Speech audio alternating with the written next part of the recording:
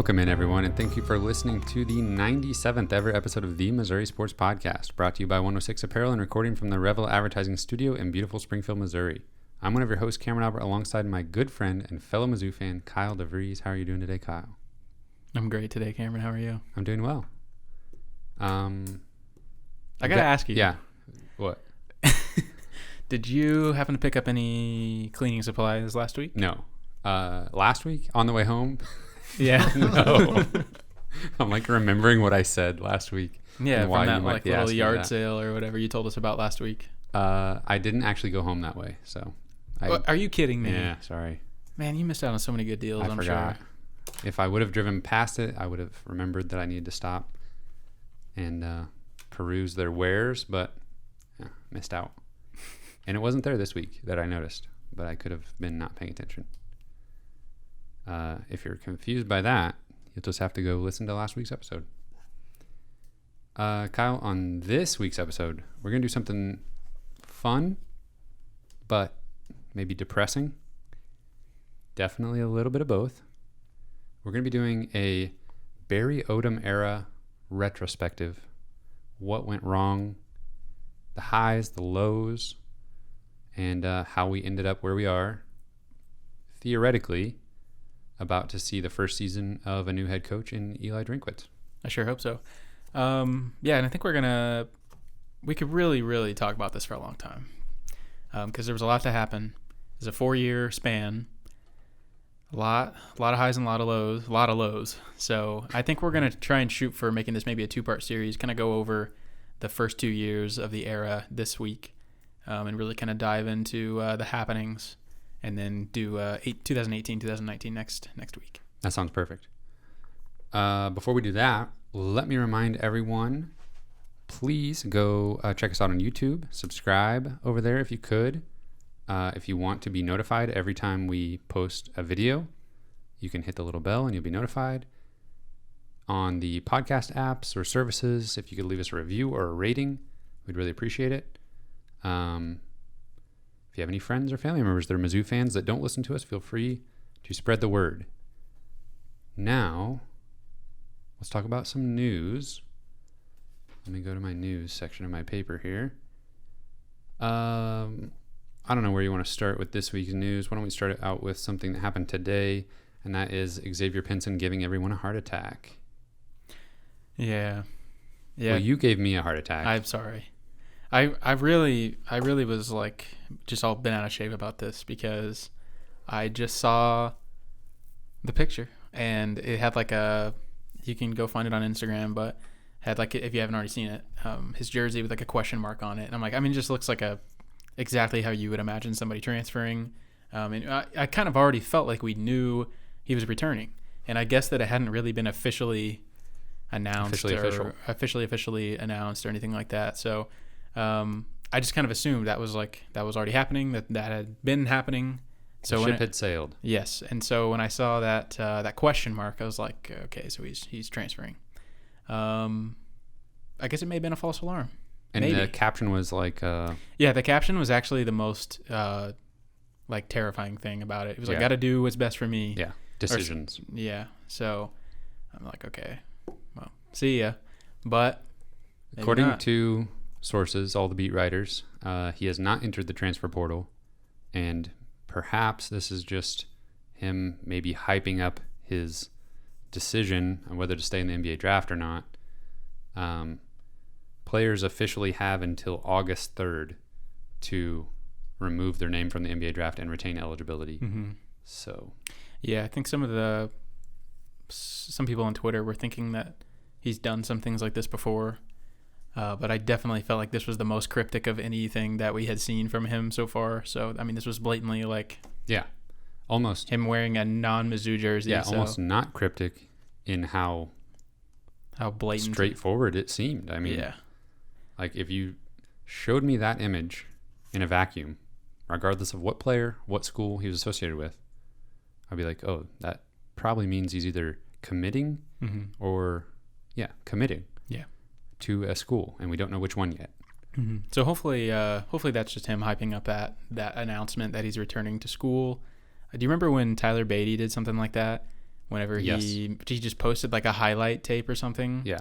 What did he say? I can't remember, but it was like almost. It was almost like reflecting back on his time at Mizzou. Oh, yeah, it said "Thank you, Mizzou" or something like that. And like, it was like, oh no. You guys know I was extra devastated about that. But hopefully that was a Tyler Beatty thing with Xavier Penson, and he's going to be back, and we can all go on with our lives and be happy. Yeah. And hopefully play basketball sometime. Yeah. Watch basketball. That's the other thing. Like, oh yeah, I hope they play the games. Yeah. Speaking of playing games. I was about to do that, and I was like, that's your job. I'll let you do it. Man, fingers crossed. We're going to have some football eventually. However, one league that's not going to have football, do they have football? I don't actually know. The Ivy League is not playing any fall sports. They are suspending all athletics until January 1st at the earliest. Do Ivy League schools have football teams? That's an honest question. They don't for the next 6 months. So it doesn't even matter. Exactly. Yeah, this seems. Oh man, this is scary. Yes, sir. One thing to note: the Ivy League was the first league to cancel their conference basketball tournament. I was literally about to say that. Yeah. What's scary about this is that typically the people respect those people because they're smart and they're trendsetters, and that's what happened exactly with college basketball. Yeah, they were the first ones to do that, and everyone followed suit. And I hope that's not the case this time around. But there's obviously some different situations on hand. I definitely don't think the Ivy League is as financially reliant upon their football program as a lot of other schools, pretty much every other conference is. So I think you will see every other conference put up a much bigger fight as far as trying to do anything they can to keep the games going. And we've already seen some of those measures that are being taken by the Big Ten, Pac-12, and ACC. We can only assume the SEC will follow suit. Mm-hmm. That'd be pretty crazy if they. I mean, it'd just be pretty strange if they were the only conference to deviate from the Power Five. But I guess the Big 12 is still up in the air. But those three conferences decided they are only going to play conference games. I would say, if I was explaining to someone, they are going to play conference games at most. That's not how it's been worded in press releases or anything. But best case scenario, conference games will be played. No non-conference games. And I really don't know what that means for the little guys. There's a lot of schools that depend on that paycheck that they get when they go play Missouri or a Power 5 team. They so I don't know what's going to happen for those small like FCS schools or even just lower Division I schools who get a paycheck when they go get destroyed by whoever, because obviously that's not going to be happening. And I guess that this is just supposed to limit travel, and hopefully that this is not the first domino and more harsher restrictions to come. Yeah, and I guess travel's one thing. Just intermingling between conferences that will then have interactions with other conferences. I mean, I could see how it could spiral, I guess, and in theory, you could contain an outbreak within one conference. Creating bubbles. Yeah. And, if you had a SEC team play a ACC team and then they played a Sun Belt team and then they played a MAC team, it could get spread around really fast, in theory. Jim Stark did an interview today, and we'll maybe talk about that a little bit more in a second here, but one of the things that he did say when asked about the conference-only schedule was that the SEC has looked at that as a possibility, but is not there yet as far as, turning to that. But I, again, like you said, would be really, really shocked if they didn't eventually get to that point, and I would assume it's probably in the next few days that they would announce something like that. Mm-hmm. So that's usually how these things go, is once somebody does it, it all kind of falls in line pretty quick. But does this mean that they're going to add more games, more conference games? Will Missouri play more teams from the West that they wouldn't have played otherwise? I doubt it. Or they just play a 9-game schedule or whatever it is? Potentially. I don't know. I have no idea. I think that would be really cool. What if? And I don't think this would necessarily be a good thing for Missouri's win-loss ratio. But what if every conference just played like a round robin and just had a true conference champion that way? That would probably be really entertaining. Yeah, definitely. I wonder also scheduling wise what that will do for like home and homes and non-conference games that have been scheduled years in advance, and that just throws a wrench in Scheduling things. nightmare.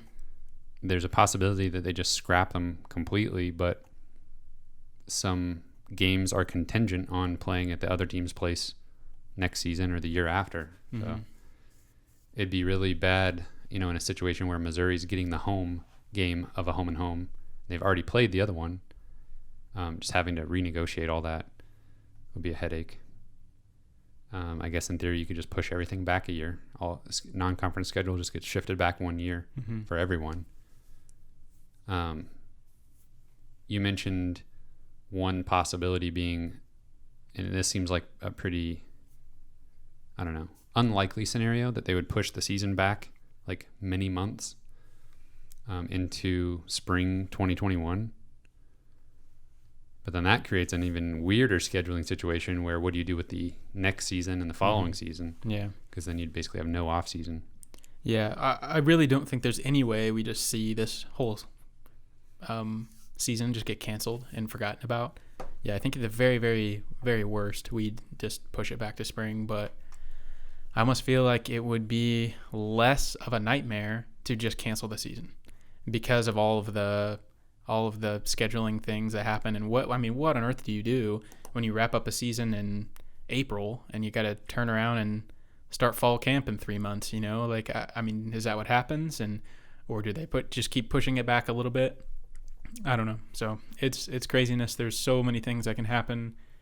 I think Jim Sturck talked about 12 different models of possibilities of what could happen in the schedule, ranging from this. I'm sure what a possibility they've considered is scheduling being normal to the season being pushed back to spring and everything in between, with no fans or no TV or no all TV seems like the weirdest one to me. Mm-hmm. Because then what is the point at all? Yeah. I mean, just for the competition of it? I guess just for the records. Yeah. I don't think anybody wants that to happen. Yeah. Yeah. And just send... Even financially, it doesn't make sense. Just send... Financially, it makes no sense. And, you're going to just go play a national championship game just to have a national champion that year? We'll just have to take their word for it that it happens. Yeah. If you're not televising it because you don't want the added, people interacting and traveling, so then you'd end up with something where only the local writers could write about the game. Mm-hmm. Yeah, we'd be going back to 1980, where we have to read about it in the newspaper tomorrow. What? You remember back in 1980s when we didn't have TV or radio, sports weren't televised. I don't know. I just said a random year, but I definitely don't see that as something happening at all. That just makes no sense at all, and really doesn't save any risk whatsoever with TV. So, yeah, I'm just thinking about. You think about 1980? No, I'm thinking about reading about the game online. Maybe you could have a staff of 4 where they would take pictures maybe and then write about it. Maybe you could have Mike Kelly doing radio for the home games. Maybe, and then I don't know, you could broadcast it'd be the home team's radio for every game. I don't know. What if we as a society have reached the technological peak of our advances and now we're seeing it go back and decline? You just have to go in reverse. Yeah, because of COVID-19, we've peaked as a society as far as technological advances just go. Immediately go back to 1980 with no TVs. Yeah, it was a pretty slippery slope back to 1980. An alternate timeline, 1980, where we didn't have TVs or radio. Only newspapers. Okay. We got any other news? One thing I wanted to mention, a recruiting note. East St. Louis wide receiver Keontae Lewis was, I don't know if it was ever like announced that I'm going to be making my decision today, but I think a lot of people expected him to make a decision today, which he still could.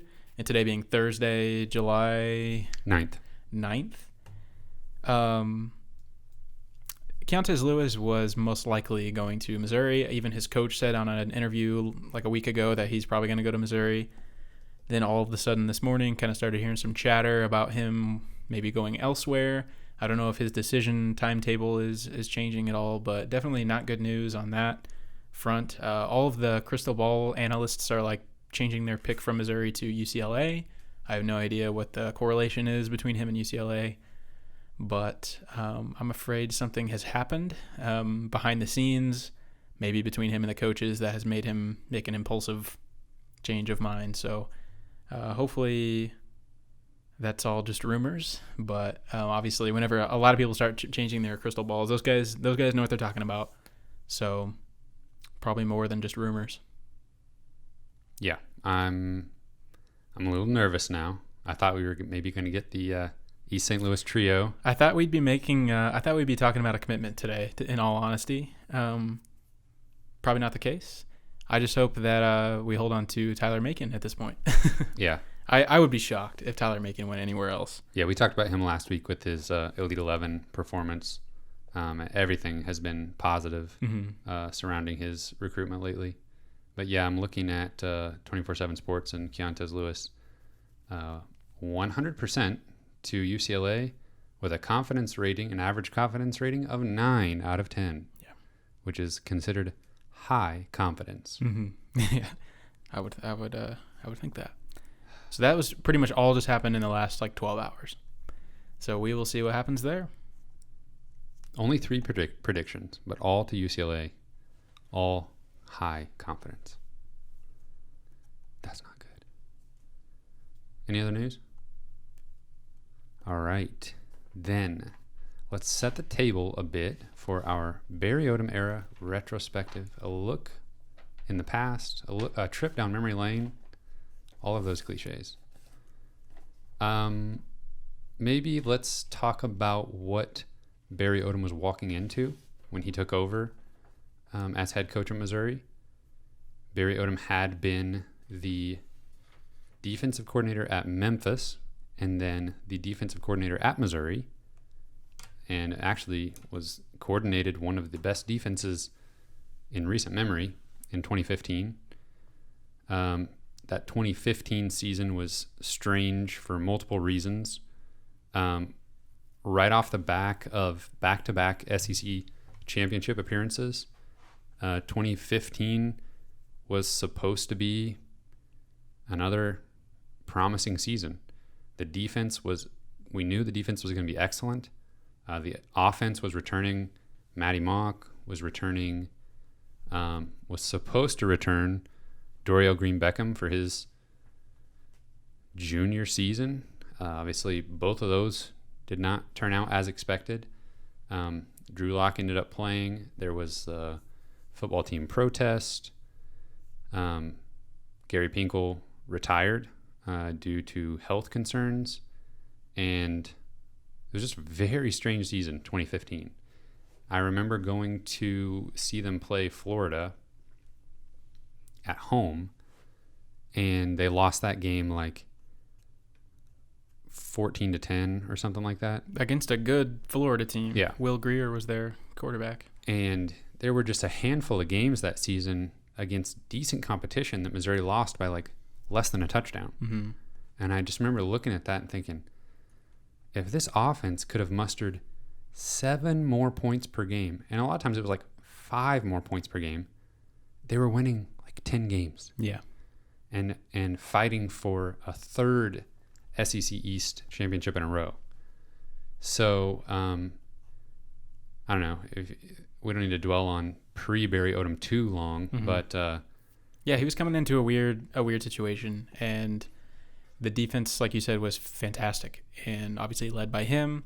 Recruiting was a little bit weird because I think that I will always look back at the end of Gary Pinkel's recruiting era is a little wonky because when they changed the SEC, they kind of mixed up their strategies, kind of tried to recruit the South a little bit more, and didn't do it very well, and kind of abandoned Texas, which were a lot of our roots were, and so kind of left the cupboard bare a little bit after those SEC East championship years. So definitely Barry Odom walked into a very interesting situation, and I think that because of a lot of the issues that were happening, it was tough for Mac Rhodes, who was the current AD, who nobody really liked anyway, but it was probably going to be tough for him to go out and make a really, really impressive hire just because of some of the things that were happening.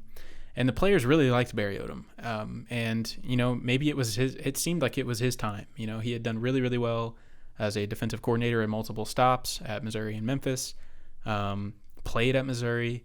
It made sense at the time to hire Barry Odom, and honestly, I was really happy for him, and I was happy for the program. I remember when they announced him, and he, here's your new football coach. Barry. Yeah, he walked in. I mean, pretty much almost made me emotional. I was so excited for him and for the program, and unfortunately, that was one of the happiest moments of his entire time here.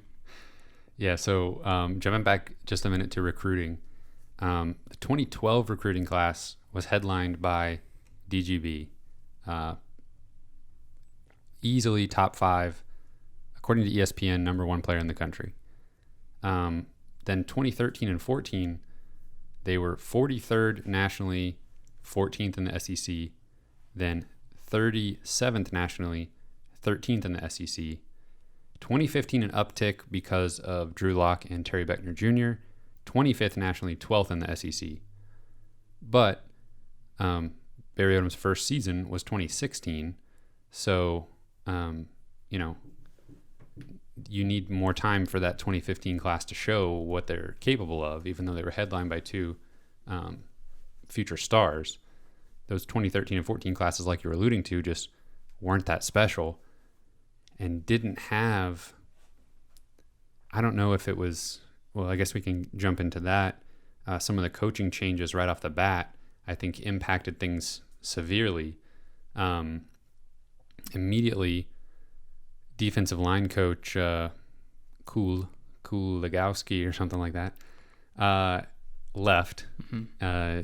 It wasn't really clear on why he left. Nobody ever said he was fired or let go. I think he wanted to be the defensive coordinator, and he was not named the defensive coordinator. Right. At least that's the rumor. Yeah, that makes sense. So he went to Miami. Mm-hmm. So yeah, DeMonte Cross was the defensive coordinator coming over from TCU.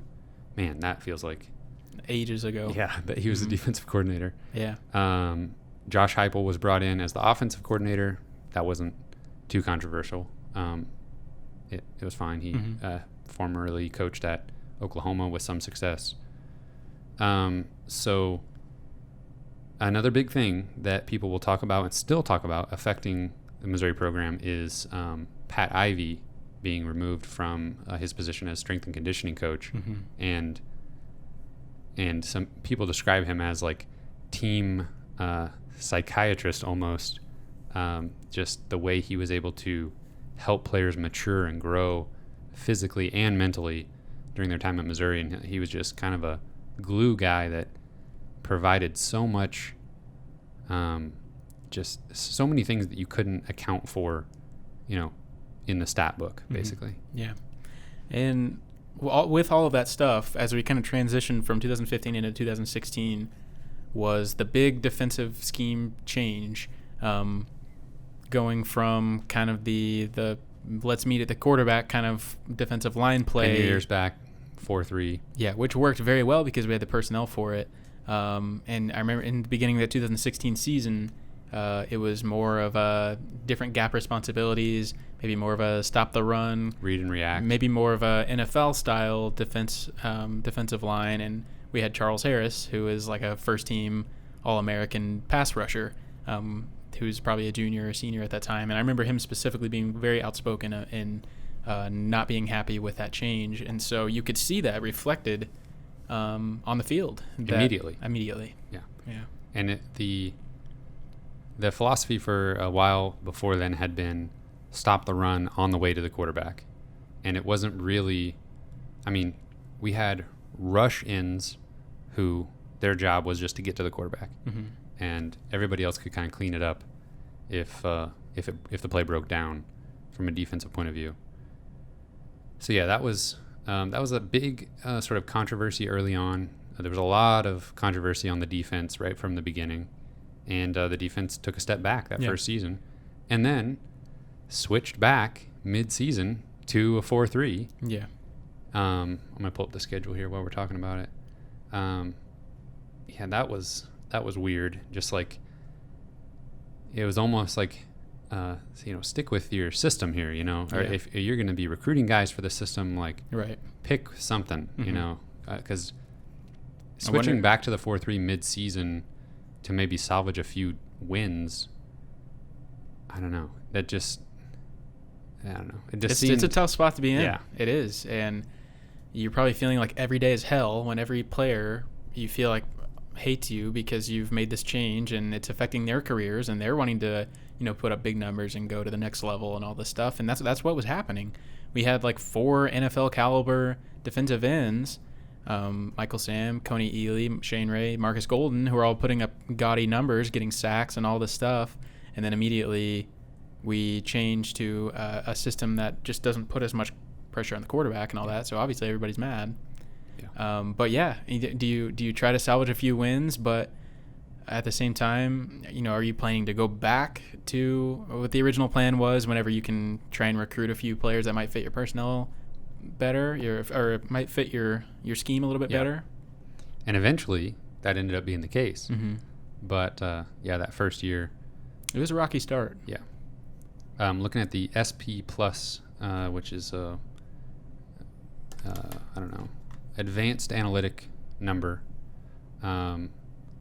The defense was 85th in the nation in 2016, which is... And I think it got worse in 2017, maybe? Potentially. No.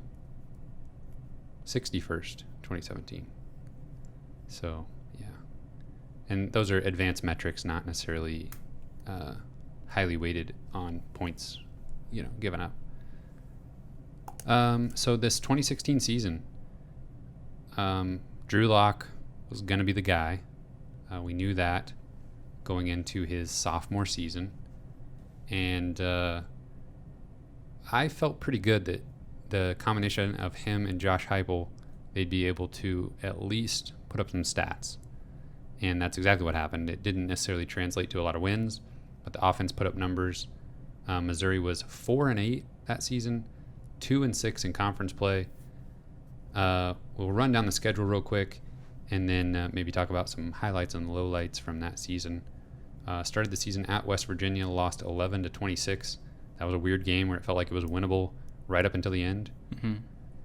Then they blew out Eastern Michigan 61-21, lost a 1-point game to Georgia, who was ranked 16th in the nation at the time. That was a heartbreaker. Yeah, we were together for that game. We were actually together for the West Virginia game too. Mm-hmm. But this was the start of the curse. It really was. Of us watching games together and them losing. Yeah, it really was, I think. And this was devastating, but was also like encouraging at the same time. Like we played Georgia, who isn't quite the power they are now, but they were obviously still the premier team of the SEC, of the SEC East at least. Mm-hmm. We put up a really good fight. Just weren't able to finish it. It came down to literally the last play. Like a 4th and 10, and gave up a touchdown. And that's a 10-win West Virginia team. Yeah.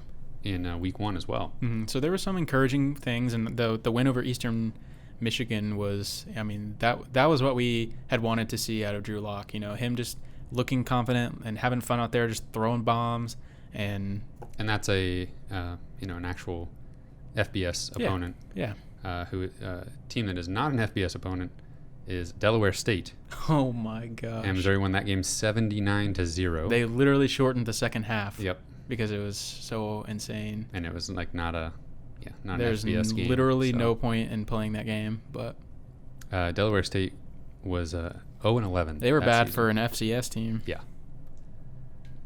So after having a winnable game against West Virginia, blowing out 2 cupcakes, and playing right up until the last play against Georgia, I thought it would be a good idea to send a tweet that said, this team's going to beat LSU. Because LSU was the next team on the schedule. Now, we did not have a podcast back then, and I don't have much of a Twitter following, but I tweeted out that Missouri was going to beat LSU on the road. And you were attending that game. And you said from what has now become the podcast Twitter account, you quote tweeted me and said, "Heard it here first." Missouri. I totally forgot about all of that. Yeah. But now I remember that. Now that you said that. Missouri went to Baton Rouge and lost 42-7. You are correct. I was at that game in Baton Rouge. I gotta say, everything outside of the football game was incredible. The food, just the culture of Baton Rouge was so fun. I mean, that was such an incredible weekend. And the stadium was just, I mean, it was a packed house, over 100,000 people for this game. And, you know, I can't even imagine what like an LSU versus Alabama game in that stadium would be like. I mean, you just can't really get much better than LSU stadium. So it was a great weekend. But then the game happened. Yeah. And it was over immediately. And if I am remembering correctly, I'm pretty sure Fournette kind of got hurt and didn't play much. Darius Geis runs for like 300 yards. Yeah. And I think Damian Williams, who now plays, should have been the Super Bowl MVP. I agree with that. Also ran for like 200 yards in that game. Also, one more weird note on that game was Ed Orgeron's first game. Because Les Miles had whatever happened to him, got fired or whatever. I was like, I thought the pieces were lining up. That went into my tweet. Fournette was banged up. We knew this. He only had like 3 or 4 rushes the whole game. And Les Miles was on the hot seat. Now, when the coaching change actually happened, I thought, oh no. Yep. You don't want to be the first game after a coaching change. Yeah, they're going to rally around, especially Coach O. Who has just, they did. They 100% rallied. And the only touchdown, which I thought this was so dumb, this made me so mad. The only touchdown of the whole game was this crazy elaborate trick play where like Wesley Leftwich or somebody threw, like some reserve wide receiver who played quarterback in high school, threw a touchdown to Drew Lock in like the corner of the end zone or something like that. And he was wide open. It was an amazing play. It was like a guaranteed touchdown. And it was in it was a guaranteed touchdown. And it was like in the fourth quarter of a game that had been over for 3.5 hours. Yeah. And I was like, why did you waste that play? Just to get on the scoreboard. But yeah, I don't know. Everything outside the game was great, and it's a good memory for the most part. So at that point, Missouri went on that was the beginning of a 5-game losing streak. That included a loss at Florida, home against Middle Tennessee. I think that was homecoming.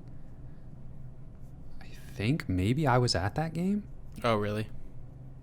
That's too bad. Yeah, high scoring. They lost 45-51, and they should have won. I believe they had a double-digit lead, and basically just defense couldn't do anything, couldn't stop them. And Middle Tennessee just kept scoring. Missouri couldn't keep up. Lost to Kentucky, lost at South Carolina. Rebounded down the stretch by going 2-1 with wins against Vanderbilt and Arkansas, but lost, and you're going to have to try to help me remember this game, lost 63-37 at Tennessee. I do remember that game. It was at Tennessee, and, oh, man, who was their quarterback? Josh Dobbs? Okay, Josh Dobbs. Yeah, I was going to say, he's the bald guy with no eyebrows. Correct. Josh Dobbs, if I remember correctly, Demaria Crockett had a really, really good game. Okay. Had like a few touchdowns or something, but was like the only bright spot of the game. And he was kind of coming out at that point, like as kind of an emerging young player. But I feel like, obviously, Tennessee had like 60-something points, like you just said. Mm-hmm. They broke some kind of record about all-purpose yards or something in the game. It was just unbelievable how bad Missouri's defense was in that game. And I don't really remember watching it as closely as I might have watched other games because it was hard to watch. Yeah. That every single time Tennessee had the ball, they scored. Yeah. And that being the 8th loss of the season. Mm-hmm. Yikes. Beating Arkansas at the end of the season is always nice. Yeah, that was awesome, and that was a pretty solid Arkansas team. I don't think anybody saw that coming. So that was definitely probably the high point of that season for sure. Just seeing them kind of get an upset win to kind of carry us into the next year. Checking my notes about this 2016 season. I think we just about covered it all. Yeah, it was pretty much like probably what we expected of a first year. Like a rebuild season. Yeah. Just kind of coming off of a really strange 2015 year, first year for Barry Odom. I don't think anybody was too terribly surprised at a 4-8 season. Yeah. Yeah, not even really close to a bowl game. I mean, Georgia game, you could say that should have been a win. I think throughout the season we wished we could have gone back and played that West Virginia game over again because it seemed so winnable. But that's a big ask to flip both of those games. Yeah. Or flip one of those and the Middle Tennessee game to get to if you flip 6-6. If you flip those, you almost feel like you got to flip Arkansas because it was just like almost not really. Yeah. If they played 10 times, I don't know Missouri wins that game more than 2 or 3 times. Right. Yeah, that was a struggle of a season. Left quite a few question marks for the off season, but we're looking at it as a year 0 type of situation. So that brings us to 2017, and same staff, same offensive coordinator, same defensive coordinator, same quarterback, a lot of returning players, a now fully emerged Damari Crockett. We're expecting good things from the offense, and we're expecting the defense can't get any worse. It didn't get any worse. It still wasn't that good, still held them back, and that became apparent right off the bat when Missouri played Missouri State and gave up 43 points to a not good FCS team. 72-43 was the final score of that game. I remember the very first play of the game. It's like a little screen pass to Jonathan Johnson, and he just took it all the way to the end zone. Yeah, just ran and right around. It looked like a video game type thing where like you have it on the lowest settings, and you can just throw a pass to anyone, and they're just going to score. Just because he's so fast, he just ran. Yep. I was terrified at this game. It was close for a while. It really was way too long. Yeah, and our defense could not stop Missouri State, who is not a historically good FCS program at all. It looked like Missouri State was going to have the quarterback of the league. Yes, I thought Missouri. I was like, okay, is Missouri State really good? Even if they are, this is crazy. But I remember one play in this game where Missouri State was like in their own end zone on like a 3rd and 20. And they hit their star wide receiver for like a slant or something, and he just literally took it for like an 80-yard touchdown or just something insane. Like I don't remember exactly where they were on the field, but they were way back in their own territory, 3rd and long, way behind the chains, yeah. And it went for a touchdown, and I was like, "You have got to be kidding me!" Yeah, I do remember that, and that was like at a point in the game where it was like, okay, it was still close, yeah. Yeah, it was like okay, like you've been messing around a little bit. But you've got this 3rd and 20. We're going to get the ball back. Obviously, we can score at ease or with ease. And I'm sure that was, sometimes I think we forget that the players the players are human, and they're thinking this, like our offense can do whatever they want. And so maybe, we had some thoughts about that after the game. Like maybe the defense just wasn't there mentally and kind of thought that they could just kind of chill because the offense would save them in this game. But the defense did not get better. No, at least not for the next few games. Yeah. So, Missouri turned around and went on their second 5-game losing streak in 2 seasons. They lost to South Carolina, Purdue, 35-3.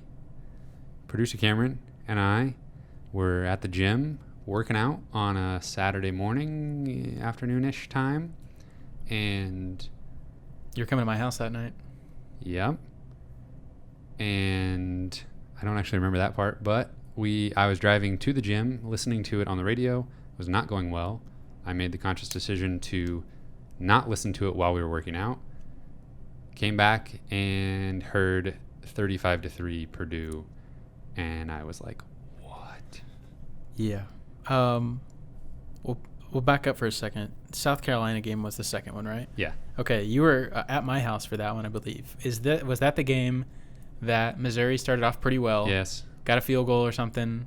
They were leading in the first quarter. Debo Samuel returns the kickoff for a touchdown, and South Carolina does not look back the rest of the game. Yeah.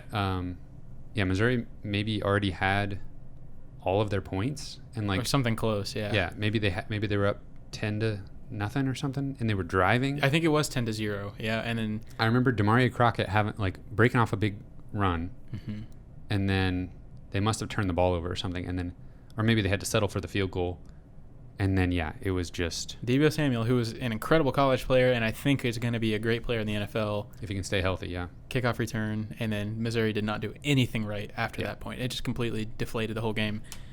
Purdue game, yes. So add that to the curse. We're 0-3. The curse was solidified at that point. Yeah, spanning 2 seasons. Yeah, we talked about maybe picking a high and low moment of these seasons, and I'll just say right off the bat, this Purdue game was easily the lowest point of these first 2 seasons for me. We had kind of been through what we thought was a rebuild season. We started off the season horribly against Missouri State. We got destroyed by South Carolina, and now we just got beyond destroyed against a middle-of-the-road Big Ten team in Purdue. I'm like, we might not be good for years. Like, we're so bad right now. I thought we might have lost the locker room. The Barry Odom experiment is completely a failure at this point. I have almost lost hope for the rest of the season, and I'm fairly optimistic. So this loss just completely sucked the life out of me and was a extreme low point for me. Yeah, I mean, that was the point. We're 3 games into the season, and I'm fully prepared to just not be that interested in the season. Yeah. And, do the thing that I do. Hello, Kim Anderson, where I just watch all the games in horror and disgust. You can't look away. I was ready for that. We are literally those kind of fans that even though the team is awful, you still will find something to be excited about. Like, you'll watch some random backup wide receiver and be like, oh, he was good. Like, I guess we have that to look forward to. Yeah. And it's horrible. The thing in basketball, it's like they're going to score at least 50 points. I just want to know who's going to score the points, I guess. Exactly. At this point. Yeah, and I Football, remember you don't get that quite as much. I remember thinking in this game, like, we're not going to beat anybody. We can't score a touchdown on Purdue. We will, and I think it was at home. Yeah, it was. Like, we're not going to beat anyone in the SEC. And then you guys were coming over that night, and I was like, I'm so sad. Cancel whatever this get together is supposed to be. It's not going to be much of one at this point. So 5-game losing streak. South Carolina, Purdue, Auburn, at Kentucky, at Georgia. Scored against Kentucky and Georgia. The Kentucky game is definitely the first sign of life. Yeah.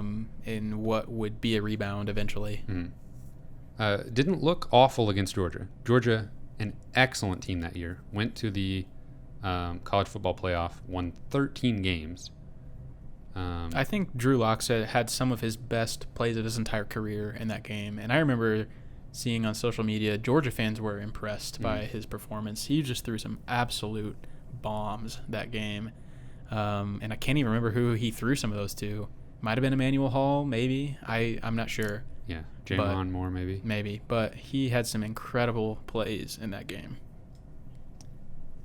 So then Missouri goes on a 6-game winning streak. Was it after the Auburn? Sorry to interrupt you. Was it after the Auburn game that Barry Odom made his speech during the bye week? I think, because there was a bye between Auburn and Kentucky. He said, "I am going to win here." Yeah, and ultimately things didn't turn out great, but he was right about that season. They did turn things around. Yeah, and I really do think the locker room kind of rallied after he did that.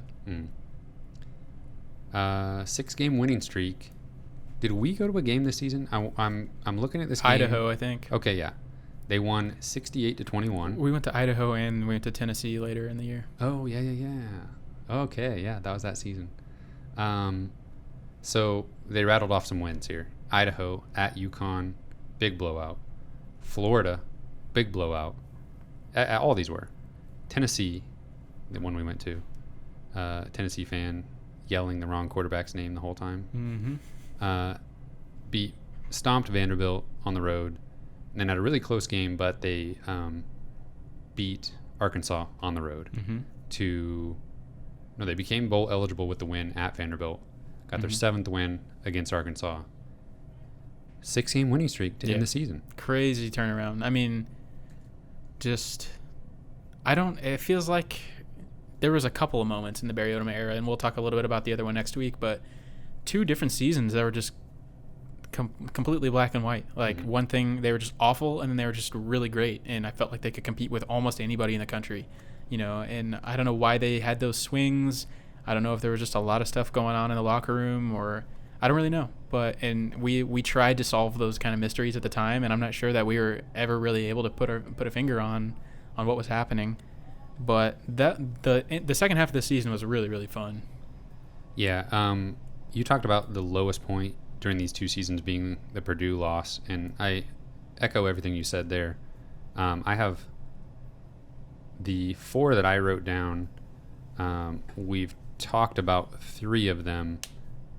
Honestly, the defensive coaching situation before he ever started, Coach Cool leaving, that was a low point for me just because it put so much in question.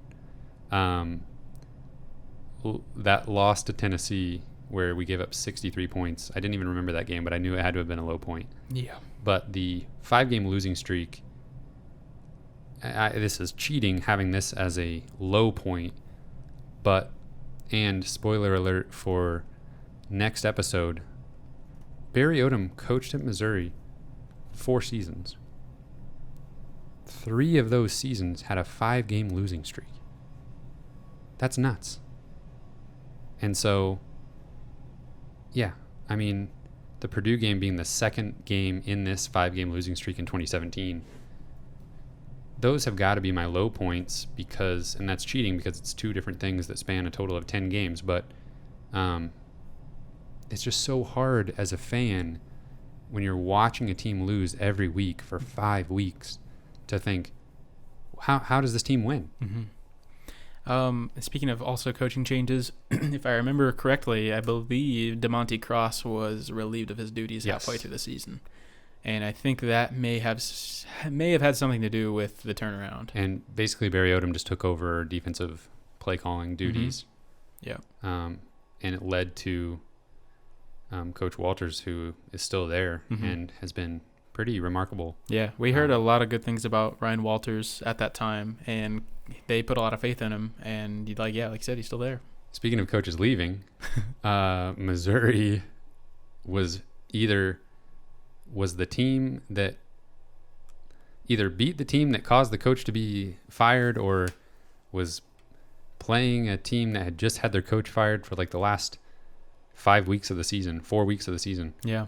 I think Florida, Tennessee, not Vanderbilt though. They almost fired Derek Mason. Right. But I think he's still there even now. But Florida, Tennessee, and Arkansas all had a coaching change, I think, right after.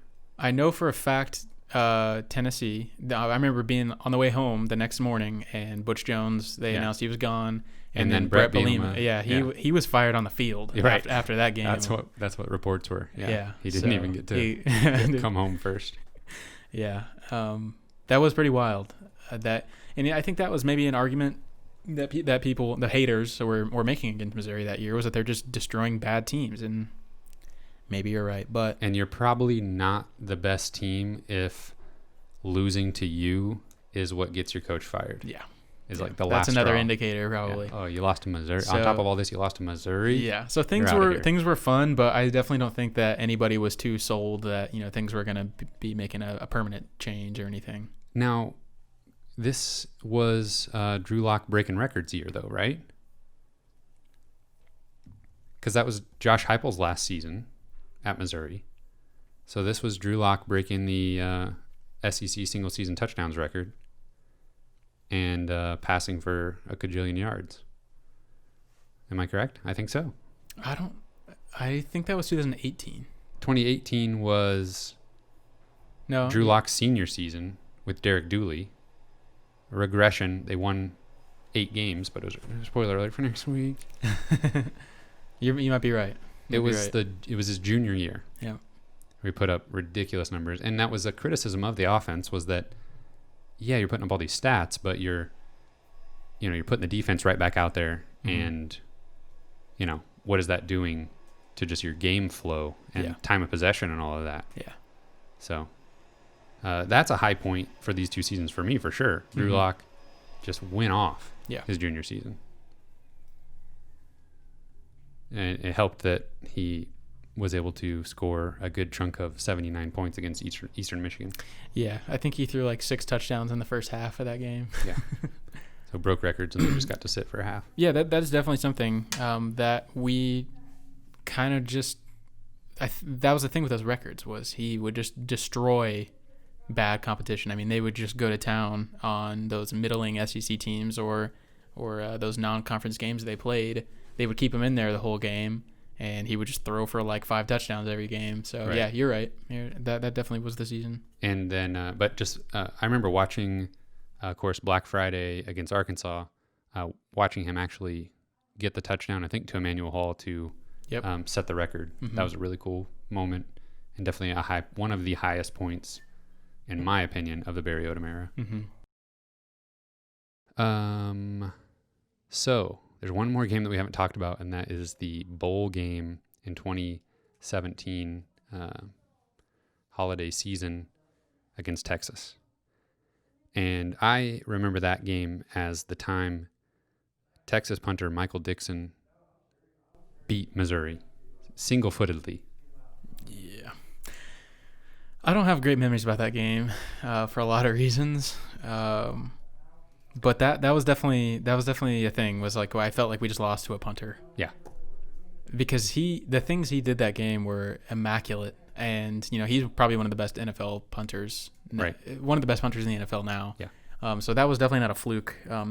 I've never seen a punter influence a game so much. We've seen special teams horrors, we've seen great kicking performances, but a punter, I'd never seen anything like that. No. He was just pinning us inside the 10-yard line every single time. And it like in the game, it got exhausting. Yeah. Because you're like, okay, we're getting the ball back. This team's beatable. We can do this. And we're pinned at our own 5-yard line.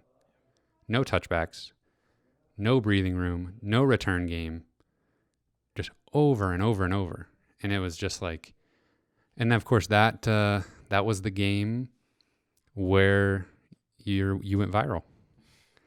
Tom Herman, is that his name? Yeah, Tom Herman, of course, does his little dance, where the whole thing, mocking where they're all mocking Drew Lock. I'm emotional and I'm upset about losing, and so I post a video online on Twitter of I literally just filmed my TV of Tom Herman doing his little dance of like the money bags thing that Drew Lock did earlier in the game. And I mean, that I still, to this day, that was the end of 2017. I still to this day will sometimes have people, tweet in response to that video or favorite it or something like that. I could not, my phone was not usable for the next 24 hours after I posted that video. It has over 3 million views. 3 million. And, it was just insane. I had the Texas punter responded to it. I had all the Texas players trash talking me. I had the entire Texas fan base, I think, sent me a tweet. And you can normally tell when it's a bad tweet when they're by the ratio of comments to so it replies to likes. Yes, it didn't have a whole lot of retweets, but it had a lot of responses. It had 1,500 replies or just something insane like that. And so literally every 5 seconds, I'm getting just this trash talk from Texas fans out of nowhere.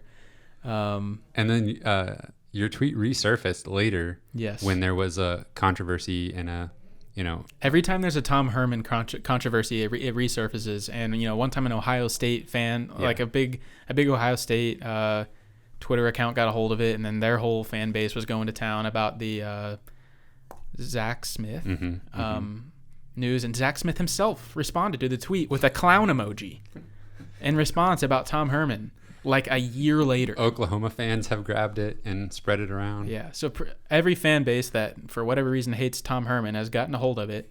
I think Bomani Jones responded to it. Like it was ridiculous. Like I don't even know all the people that were interacting with that tweet at that time. Man, it was. bad it wasn't the podcast Twitter at that I point. know. Oh man, we probably would have gotten so much hate on our podcast. Like Yeah, I they would have came and felt shut bad. us down. Yeah, They- our reviews would have got flooded. We would by have Texas fans. We'd be a victim of cancel culture.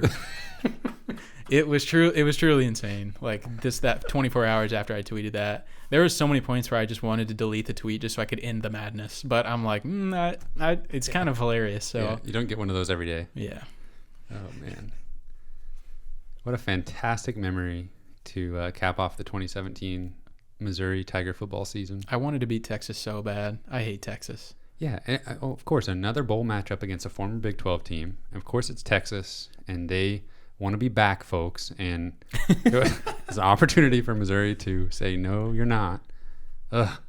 Yeah. Yeah, that one still hurts. And they had some players like sitting out for like the draft and everything. Yep. I really think that Missouri got too high after their win streak. I think they were feeling themselves a little bit and just didn't take care of business. Well, and one thing that became a recurring thing of the Barry Odom era was his play or his team's performances after some time off, whether it be a break for a bowl game or a bye week or to start the season. Winless in bowl games. And, anytime they had a little bit of time, too much time to prepare, they did not perform. Anything else you want to talk about the 2016 or 2017 seasons? I think we covered it pretty well. I think so. So next week we will discuss the 2018 and 2019 seasons, which ended up being Barry Odom's undoing. I guess that's it. I guess that's it. I know it feels weird to stop in the middle of this story, but like I thought we might. We rambled on a lot. We found a lot of things, a lot of talking points. So I think it's good that we split it up. Yeah, it's fun to reminisce, even though it's some disappointing memories. Yeah, a lot of stuff you just kind of like, oh yeah, that happened. A lot of those moments. That tweet. I knew I was going to tell that story at some point in the podcast. I didn't write it down. I didn't even think about it. No, I didn't either. It was just like, oh yeah, that happened. That's one of the first things I think of when I think of that bowl game. Was like, oh yeah, that was interesting. But you can find us on the podcasts on the Google Podcast, the Apple Podcast, Spotify. You can tweet at us on Twitter at Mizzou Sports Pod, and you can email us at MissouriSportsPod@gmail.com. And we're on YouTube and we're on Instagram. And please give us a rating. I already said all that earlier, so you can just enjoy this episode. Thank you all for listening. Tune in for part 2 next week. We'll see you next week.